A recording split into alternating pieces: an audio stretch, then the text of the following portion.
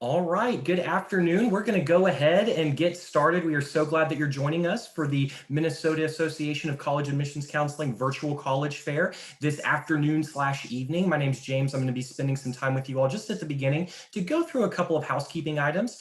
First of all, you can ask questions during this Zoom webinar, so please feel free to do so. One piece of advice I would have is just to direct those questions specifically to the institution you're wanting to hear from. That way you get the best information as possible. In this webinar, we cannot see or hear you, so no worries there, but just know that the Q&A function is the best way to communicate with our representatives this evening.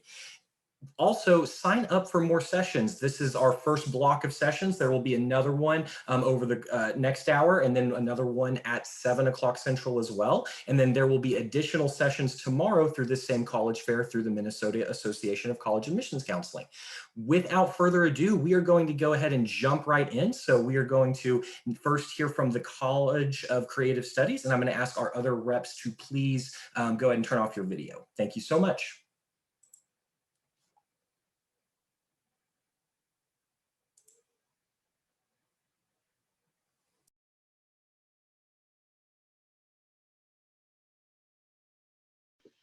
All righty. So I believe everyone can see my screen, so I will go ahead and get started. Good evening, everyone. I'm Brandy Keeler. I'm the Assistant Director of Admissions at the College for Creative Studies, which is an art and design college located in Detroit, Michigan.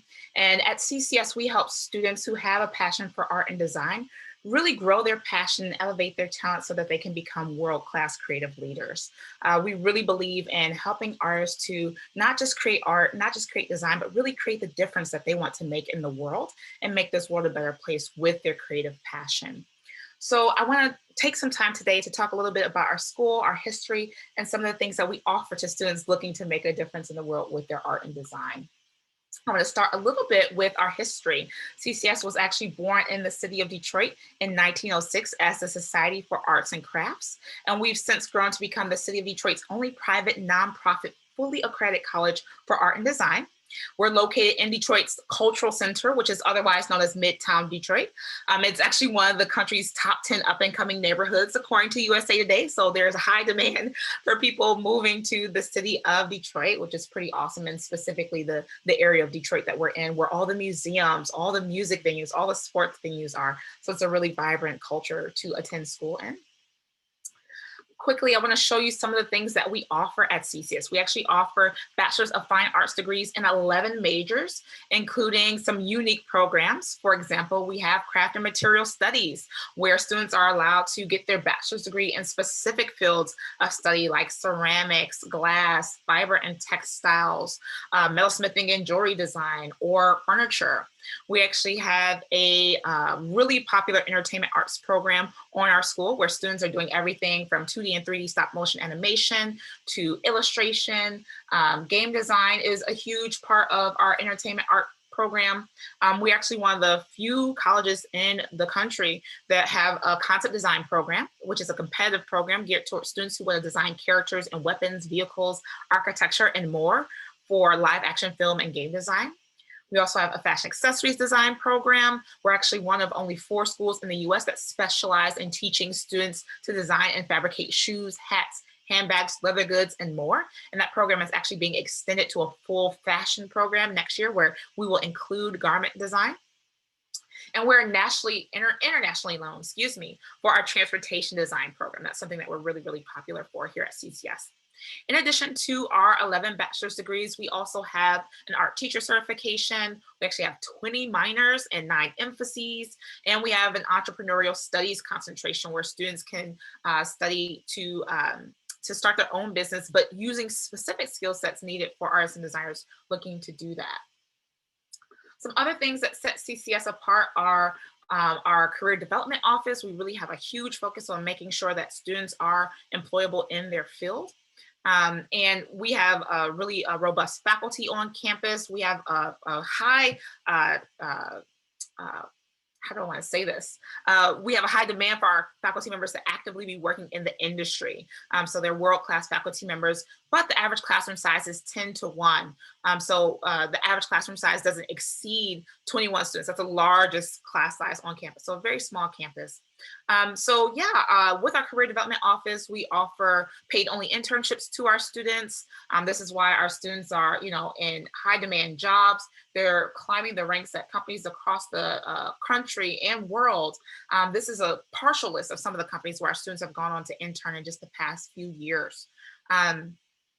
So we also work with something called Industry Day, where companies come to campus to recruit our students from our various majors. This is why students don't have to go and fly across the country to interview and get top name internship and job opportunities. And we also have sponsored studio and sponsored research classes where students are actually working on real world assignments from companies and clients that is really elevating their resume and portfolio. This is probably why we were named one of the top 3 art and design schools in the country, according to LinkedIn. And we're also labeled a best value school by both Money and Pay Scale magazine. So when students are done with their program here at CCS, they're seeing a 96% employment rate for their major within a year of graduating, right? And the average starting salary for our graduates is $51,000 to $81,000. These are not starving artists who are graduating from our school, right? So if a student is interested in learning more or applying to CCS for our juniors out there, we definitely want students to complete our free application process. We are separate from Common App. You can submit this with your 12-piece portfolio, 8 to 12-piece art portfolio in your high school transcripts to be automatically considered for merit-based scholarships. So we do consider all of our applicants for merit-based financial aid, which oftentimes cuts the cost of tuition by 40%. And we love to look at portfolios prior to a student applying. So if you are nervous about your portfolio, want feedback, we do encourage you to get an informal review with us. You can do that virtually for now, but we do have in-person, and on-campus tours happening at this moment, as well as virtual tours and virtual counseling appointments. So we'd love to meet with you, talk more about your passions and your interests for the art, and guide you really so that you can become a world-class creative leader like our many alumni. So I want to thank everyone for their time, for learning a little bit about CCS. I'm going to go ahead in the chat box and paste a link where you can learn more about our school, sign up for a tour, or set up a counseling appointment. Thank you all so much. Great, thank you so much. And for any students joining us, just as a reminder, please use that Q&A function so that you can get any questions that you have answered. And please direct those specifically to the institution that you're wanting to hear from. Up next, we are now going to hear from Concordia College, Moorhead.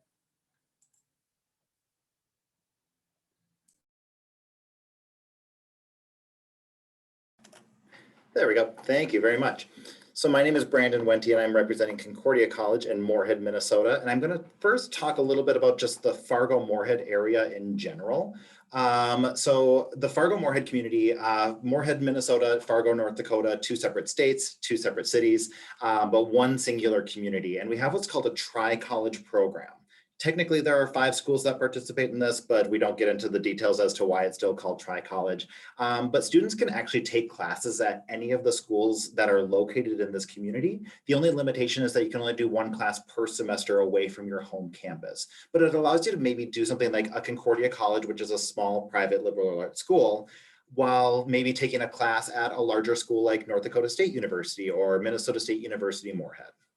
And so as a community, we have about 250,000 people here and about 30,000 college students. So I think that's a very great community for students in general, that you have a lot of those resources. I mean, your student ID is going to carry a lot of weight around town in terms of, having student discounts and things like that along the way. But in terms of having internship possibilities in a larger community with not as much competition as maybe a larger metro area, I think that there's still a lot of benefits there. As we get into some of the pieces about Concordia College itself, our sort of general info, like 60 different majors, top 5 are going to be things like business, biology, communication, education, and psychology. But we'll also have like really strong programs in things like music and nursing, also pretty strong as well. 2,100 different students on campus were entirely undergrad. And then I throw in that 9% racially diverse number, not as like a bragging point by any means. I want to sort of focus on the fact that, it's a number that we are constantly growing and learning from. But regardless of where our students are coming from, we have our resources on campus that are available for all students. So folks can be going to our Office of Diversity and meeting with our multicultural coordinators to learn about not only what are their resources on campus, but around the Fargo-Moorhead area as well. So as much as I would love to see that number higher, I always reassure students that we have the resources, we have things going on that will support our student body as a whole. 50% of our students will study abroad within their 4 years. We go to 30 different countries for different semester-long programs, a handful of different things that students are doing for like a month-long program in the month of May. And then as part of like your education, we have a 4-year guarantee where if you don't graduate within a 4-year timeline, Concordia would pay the tuition for the extra semester or year that it takes to graduate. And I'll talk a little bit more about that later in terms of how that affects like finances and things like that. But knowing that like you have, you know, kind of a safety net and that we are going to make sure that you're in and out within a 4-year timeline, I think is really important. And then 35 different religions represented. We are affiliated with the ELCA Lutheran Church, but that doesn't mean that like all of our students are Lutheran just to come here. We have a variety of students who obviously have a different faith backgrounds or no faith background, and they're all going to kind of find their different fit in different ways. In terms of being involved at Concordia, I alluded to like our strong music ensembles, over 19 different performing ensembles on campus. That's about a third of our students that are involved with those. So 700 different students who are involved with like music in some capacity on campus. And I think it's because our academics and our co-curriculars play really nicely together in terms of being able to do the things that you want to in the classroom and then have a different life outside of that to do the different athletics pieces, music, theater, that you don't have to be a major just to participate in these co-curriculars. Of those 22 different D3 varsity athletics, I think it's about a quarter of our students are involved with athletics on campus. So again, very strong like sports going culture as well. And some students, I mean, if you do like a third of students and a third of students for music, fourth of students for athletics, there's going to be some crossover there as well. So you don't have to like give up one thing just to be able to do the other, that you can kind of do a little bit of everything at Concordia. One of our academic components that I'm most proud of is what we call our peak experiences. And those are pivotal experience and applied knowledge, where students are going to do something like an internship, maybe a study abroad experience, or some sort of like on or off campus research. But what you're doing is you're taking something that you've learned in the classroom and applying it to some kind of real world problem. And the purpose of this is to not only give you like the hands-on skills, the experience of doing some form of like internship that's going to be something that you add to your resume, you know, things like that. But at the end of it, you work with your academic advisor to talk about the skills that you learned. Did you meet your goals? What would you have changed? But that's all practice for future, you know, job interviews, grad school interviews, ways that you can be sort of articulating the value of that liberal arts education. So students are required to do 2 peak experiences. They can be in your major, they could be completely separate from it, totally fine. In terms of the cost aspect of things, kind of going back to that 4-year guarantee, we've, as part of a recent tuition decrease, we decreased our tuition by about $15,000. We've put a commitment to not increase tuition by more than $1,000 between academic years. So I think it's really important that as we're sort of focusing on the commitment to getting students done within a 4-year timeline, we're also trying to make that the most cost-effective option. And one way to do that obviously is through scholarships as well. So if we're looking at like our GPA or ACT scholarships, those are going to be automatic based on your application, some separate scholarships that students can apply for as well. But at the end of the day, we want to make this as affordable as possible. And as we're thinking about the admission process, just knowing that you can apply via the Common App or online application, we are test optional. So just with the different pieces kind of moving forward, knowing that Concordia is going to kind of have a variety of different things for you.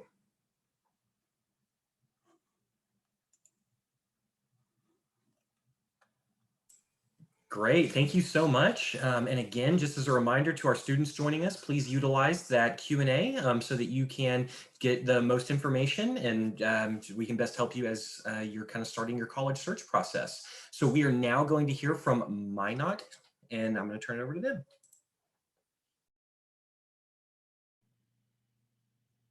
Hello, everyone. My name is Sydney. I'm one of the mission counselors at Minot State, North Dakota.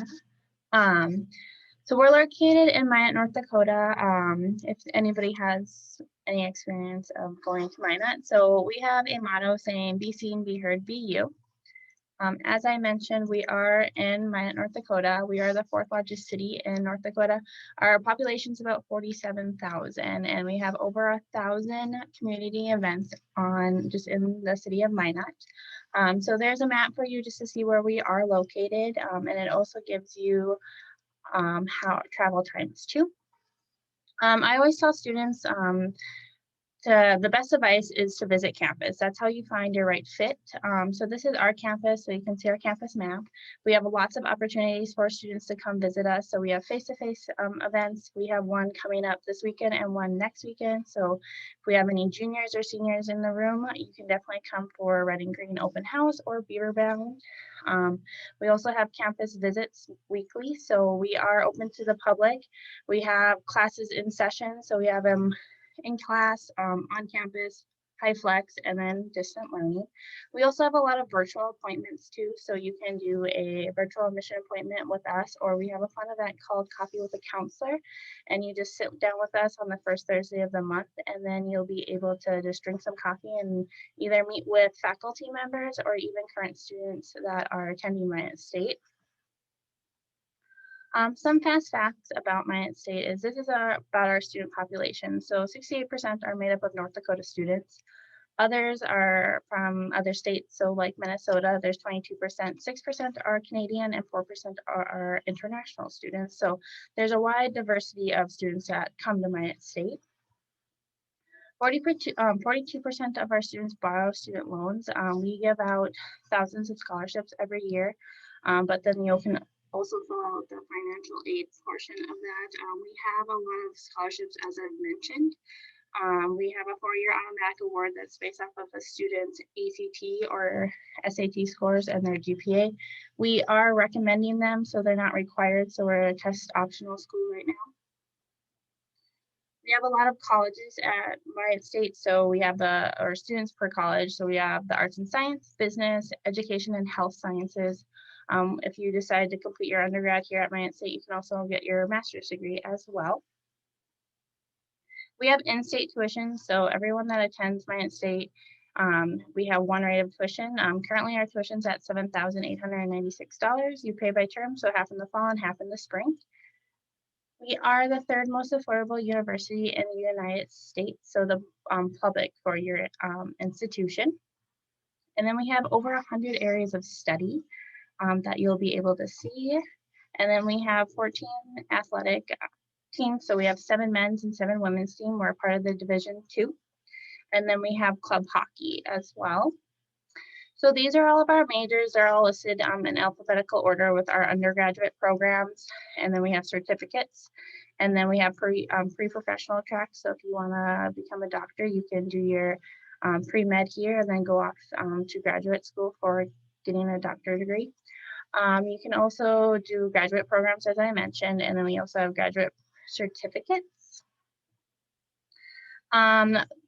Now I'm going to go into our events on campus. My favorite event each year is hosted by MLife. So MLife is our student organization and club on campus. It's the biggest one that we have, and they put on over 100 events every single year for our student body. As you can see, these 3 girls are holding up a sign that says event here tonight. This is my favorite one. It's our welcome to campus bonfire. So we have a big old main lawn where we set up a bonfire pit and students get to roast marshmallows, play life-size Connect 4, cornhole. They have tons of games and just snacks and prizes that we give away. We have 60 clubs and organizations on campus. I think this year we reached 65. And then, as I mentioned, we give away prizes. So Minot State gives away $25,000 worth of prizes every year at our student club events. So this could be grocery bag bingo, 500 ways to win. We have comedians, hypnotists, you name it, we bring it to our campus. Even with how this year has been, we still have all these events on campus. We just do them virtually. And then if anybody has any questions, or if you want to come visit or just even meet virtually, you can. My information is provided. And then also just take a look at Minot State's website at askmsu.com, and you'll see all the majors, programs, and our admission requirements. So thanks. Fantastic. Thank you so much to Minot State University. And last but certainly not least, we are now going to hear from the University of Missouri. Students, please stay on after this presentation because we're also going to invite our reps to answer some questions as well that I'll be asking. So without further ado, the University of Missouri. Awesome. Hi, everyone. Thanks for joining us. Thanks for hanging in there. I'll go ahead and get my presentation pulled up here. Okay, perfect. Hopefully everyone should be able to see that momentarily. Okay, great. So my name is Kylie. I work for the University of Missouri, aka Mizzou. We go by both. Sometimes it's kind of confusing, but just to kind of get you started out with learning about what type of university the University of Missouri is, because I will say, after listening to all of my colleagues present, we'll kind of be a very different type of institution. So we are the largest school in the state of Missouri. So right about 30,000 total students. We are, bringing in students from all across the country. So kind of jumping to this next slide here, I love the map of where we're located. And as you can see on our list on the left, Minnesota is our number 4 feeder state into the University of Missouri. So we're about a 7.5-hour drive from the Twin Cities, kind of depending on what part of the state you're coming from. So a really doable day's drive. We also have flights into campus as well, but kind of just almost directly south of Minnesota. So you kind of drive through Iowa and then you get to the University of Missouri.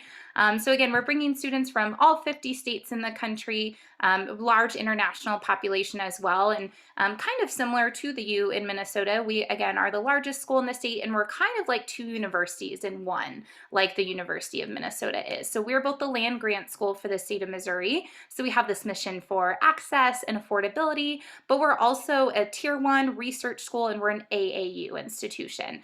So that kind of depends on what you're looking to get involved with on campus, but know that all of our majors will have the opportunity for research, and we just have a very strong academic reputation. So talking a little bit more about where the University of Missouri is located.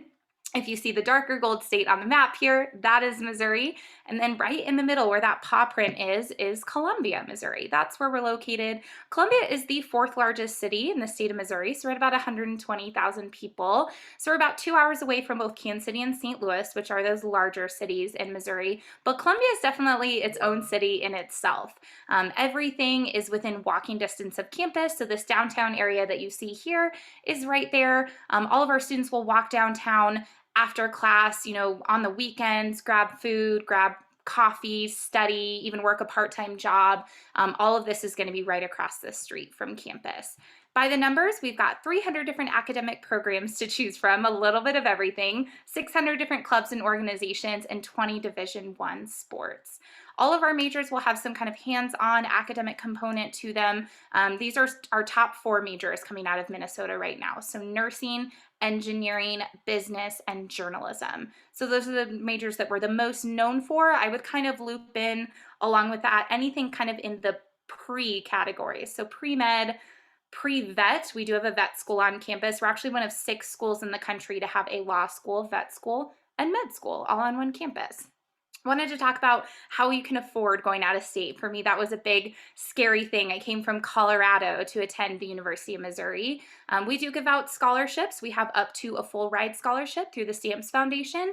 But the biggest thing will set us apart from a lot of other out-of-state universities is that we are the easiest university in the country to establish residency at, meaning that if you are coming in from out of state, paying that out-of-state tuition your first year, you only have to pay that for 1 year. And then once you live in the state of Missouri for 12 months, you become an in-state student and drop down to that in-state tuition level.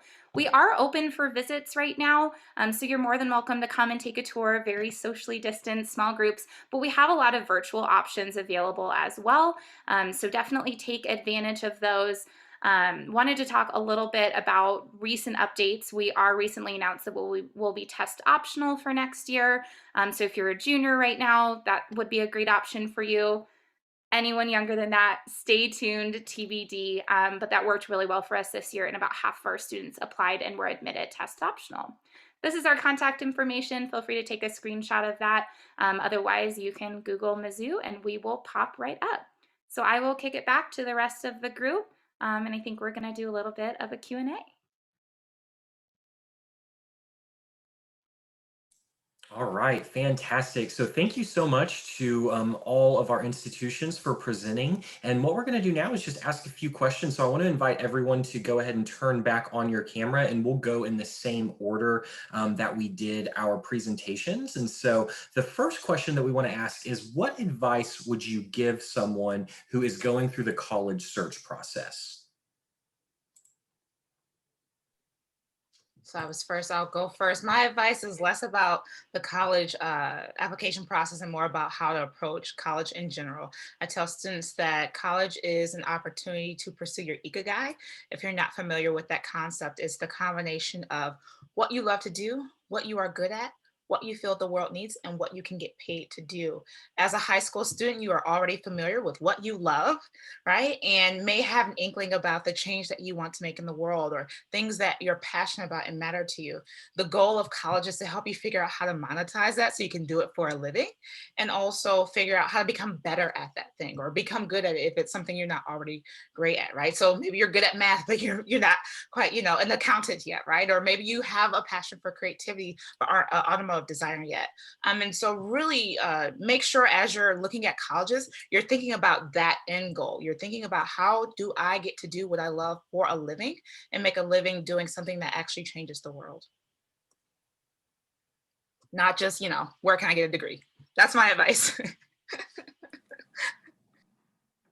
I think I'm going to kind of go in the direction of, as you're going through the college search process or finalizing your search and things like that, take the time when you're visiting a campus. It works best if you're in person for this, but take the time to sort of walk around campus on your own, like do the tour, do the admission visit, but then also like take that time away from the people that are like saying all these really great things in your ear. Because that's when you're really going to start to get those gut reactions to, do I feel like this is going to be where I can be at home? And you can observe like the students a little bit more and how they're interacting with each other and how they're interacting with you as a guest on their campus, and all these different things. And especially when you're away from like the tour groups and things, you're less identifiable as like a prospective visiting student. So you tend to get to see a little bit more of like the big picture at that point. And so that's ultimately like how I chose my school for undergrad. I went to Concordia College where I work, but it was just sort of that time away from the admission people and this, it's telling me all these like great stats and different things, but it was just like, oh, I see myself here, and how you can kind of navigate that part of the process.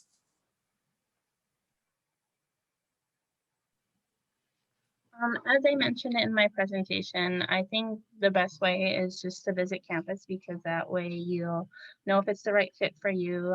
Visiting with a faculty member about your interested area of study, they can talk to you about that. So definitely visit a campus that has your program that you want to study, and then taking a campus tour, visiting with current students, or maybe even bringing a friend with, and if they have the same program there for their interests. But visit a campus, you'll find the right fit that way. And I'll kind of wrap up by recommending to keep an open mind. There are so many schools out there that you've heard of, and that they're the ones talked about on TV, and they have the big sports teams. And there are so many other schools out there that I guarantee you've never heard of. Every time I do one of these, I learn about a new school. I'm like, I would have loved to go there. And so keep an open mind. Just because a school doesn't have that fancy name that you've already heard of, or just because, it's not the places where your friends are applying or where your parents went, that doesn't mean that it's not the perfect fit for you. So what everyone has talked about, Brandy kind of talked about that soul searching, Brandon talked about talking to other people, Sydney talked about visiting. That can all happen and give you an idea of a school that you've never heard of before, that might be in a state where you never considered going to college. Again, from Colorado, I got to campus and everyone was like, why would you go to Missouri for school? But it was beautiful and amazing. And so you have to keep an open mind throughout the process and not let reputation or your friends or parents influence you, because they're not the ones going to college, you are. And if it's not the right fit, you won't be happy, you won't be successful, you may not even graduate from that school. So keep an open mind, be open to new opportunities, and really do your research to kind of find those schools that might not pop up right away, but might end up being the best fit. Great, fantastic. Thank you so much for those answers. And so then our next thing, just kind of focusing a little bit back more on your own institutions, what is your favorite event or tradition on your campus or that your institution participates in? I'm going to cheat and do two, but really quickly. So we don't have any Greeks or sports on campus because we're all a bunch of art nerds. So we have Geek Week instead of Greek Week. And so we do some really random things, like we have an annual sculpture toss, which is like crazy. So that's one fun tradition. And another fun tradition is we have an iron pouring facility on campus, both an indoor and outdoor. And so we every year gather around the iron pouring facility, the outdoor one, to see a giant iron pour. So there's lots of fire and brimstone, like it's insane. But yeah, those are two really fun traditions, Geek Week and our annual iron pour. Concordia has a bunch of just like weird small traditions that range from like, you know, having our first year students wear these beanies for the first week of school, which can both be really fun or really, I don't know, they feel like it's a little embarrassing sometimes. You're not required to do it, otherwise that would be called hazing. But then we also do like different football games against like St. Olaf College, and whoever wins that football game gets the troll trophy. And so that's kind of just like a year-to-year sort of tradition. So, I mean, just a variety of like little things kind of all throughout. Yeah, I don't know. There's nothing like one big thing, but I think as those little things kind of all add up and you're like, oh, wait, there was this and this and this, and the things that kind of make that whole student experience. I mentioned my favorite event, which was the back to school bonfire, but during the first week of school, we have an event called Rec Fest, and it's where you get to go to sessions, learn about Minot State, learn how to be a Beaver, as we like to say, but during Rec Fest, it's where you get to taste foods from all around the world. So our cafeteria makes all these different types of foods, and then we have like lawn games. So if you've ever seen like those big bubble things that people like go into and then they collide against each other, that's what we do. We have dunk tanks, we have all these different like, events and games that people get to take part in, just for welcoming students back to campus and having new students on campus. So that's my favorite tradition and part of the back to school bonfire. I think anyone that you talk to who has gone to Mizzou will tell you that homecoming is the best tradition at Mizzou. We actually invented homecoming. So it's been an answer on Jeopardy. It's a question in Trivial Pursuit that Mizzou is credited with starting the homecoming tradition in the world. Back in 1911, we held the world's very first homecoming celebration. And now it's pretty much the entire month of October. We have about 100,000 people come to Columbia extra for homecoming every year. Tons of events. It isn't just like a dance like it was for me in high school, like a dance in a football game. There are a lot of things associated with homecoming that are ways to give back to the community, super associated with philanthropy. And we're also in the Guinness Book of World Records for how big our homecoming blood drive is every year. So we have the world's largest peacetime blood drive is held at Mizzou every year. So if you've never given blood and you come to Mizzou, you will probably be asked very nicely, but suggested that you try to give blood. And there'll always be someone there to hold your hand, feed you snacks. But it's a really great way to support our 6 hospitals that we have on campus, and just an awesome way to kind of bring the Mizzou community together. So homecoming is by far the best tradition, I think, in the country, but specifically at Mizzou. Fantastic. And so then last but not least, for everybody to answer is to give an interesting or fun fact about your school, just something you feel like you want to share wrapping this up. Again, we're artists, so creative people are different and weird. So even though we don't have any sports teams, we do have a mascot. His name is Watson the Screaming Peacock, and he is named after Watson Street, which is where our school was originally founded, and also Peacock, because not many people know that, but know this, but there are random peacocks that run the streets of Detroit, peacocks and pheasants. And so Watson Peacock's call, if you come on campus, is "ah!" and people will scream that at you with lots of love. So it's a fun fact about CCS. Love that. I'm also going to go with a mascot. We are the Concordia Cobbers, and so we're a fighting ear of corn. And so we were ranked by ESPN as the #2 weirdest mascot. But we were behind, oh my goodness, they're the banana slugs, and they're out in California, but now I'm forgetting the school. But so we'll gladly take that #2 spot. We've also been named the #1 meatless mascot, since our mascot is not a mammal, I guess. So some interesting sort of, and plenty of corn puns to go around on the campus.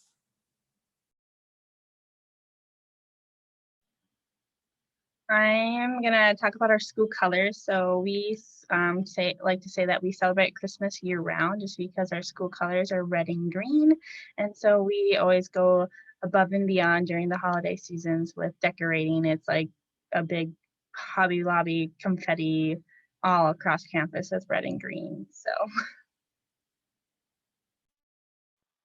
I usually go with homecoming as my fun fact. So, but we have a couple of other firsts at Mizzou that I sometimes wrap all together. So we are the oldest university west of the Mississippi River. We have, again, the first homecoming celebration, the first or the world's oldest school of journalism, and the oldest public honors college in the country. So a lot of firsts are happening at Mizzou. I'm kind of waiting for like the next big thing. What are we going to do next first? But yeah, some cool things have been started on campus, right in Columbia, Missouri. Fantastic. Thank you so much to our college partners once again for not just their presentations, but sharing some extra information about their institutions and providing some really practical advice for students as they sort of maybe are starting or in the midst of this searching process for kind of the next chapter. For those of you that have joined us, just a couple of housekeeping things as we wrap up. After you exit out of this webinar, you are going to be directed to answer just a really brief survey, just to let us know about your experience so that StriveScan can continue to improve these virtual fairs. There are additional sessions happening this evening, like I mentioned, at the top of the hour, and then again at 7 o'clock Central. So we would really love for you to join us for those. And then finally, there will also be sessions happening tomorrow as well. So if you're wanting to meet with a bunch of different colleges, universities, and institutions, please feel free to sign up for more of those sessions. And then finally, we will also have recordings of these sessions available within about a week or so at strivescan.com/Minnesota. So again, thank you so much to our institutions for joining us, and for you all as students, parents, and advocates for joining us as well. We hope that you have a great rest of your day. Bye. Thank you.